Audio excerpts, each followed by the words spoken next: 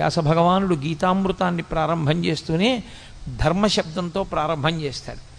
ధర్మ అంటే పట్టుకోవలసినది, పట్టుకోవడంలో వైక్లభ్యం వస్తే మిమ్మల్ని రక్షించనిది అని గుర్తు.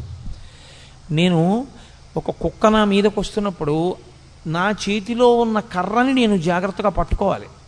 అసలు నేను కుక్కని చూసి వణికిపోవడంలో నా చేతి కర్ర జారిపోయింది అనుకోండి, అప్పుడు ఇక ఆ కర్ర నన్ను రక్షించదు.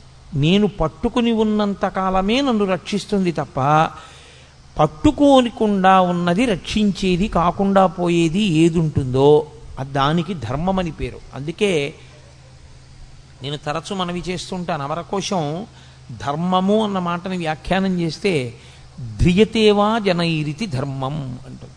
ఉపన్యాసాలు చెప్పడానికి పనికొచ్చేది కాదు ధర్మం అంటే, పుస్తకాల్లో చదువుకోవడానికి పనికొచ్చేది కాదు ధర్మం అంటే. అందుకే కఠినమైన నేను మాట చెప్తూ ఉంటాను, ఉపన్యాసాలకి వెళ్ళడం దేవాలయంలోకి వెళ్ళడం కాదు ధర్మం అంటే, బొట్టు పెట్టుకోవడం ధర్మము అని చెప్తుంటాను.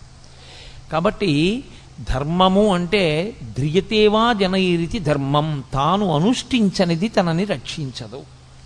మీకెంత తెలుసు అన్నది మిమ్మల్ని ఎప్పుడూ రక్షించదు. వేదము ఏది చెప్పిందో అది మీరు పట్టుకోగలరా? ఎవరేది చెప్పారన్నది ప్రమాణము కాదు. నేను ఒకటి చెప్పచ్చు, ప్రమాణం కాదు. ఎంతటి మహాత్ముడైనా కావచ్చు, ఆయన చేసింది ప్రమాణం కాదు, ఆయన చెప్పింది ప్రమాణం కాదు. ఎక్కడి వరకు ప్రమాణం? వేదము చెప్పిన దానితో అంగీకరించి మాట్లాడితే అంతవరకే ప్రమాణం. వేదము చెప్పిన దాన్ని వ్యతిరేకించి మాట్లాడితే ఎక్కడ వరకు వేదాన్ని అంగీకరించి మాట్లాడాడో అక్కడ వరకు ప్రమాణవాక్కు మాట్లాడాడని, వేద వ్యతిరేకమైన మాట్లాడినదంతా కూడా దుస్తర్కం చేశాడని అంటారు. దుస్తర్కాస్తు విరమ్యతాం అంటారు శంకరాచార్యుల వారు.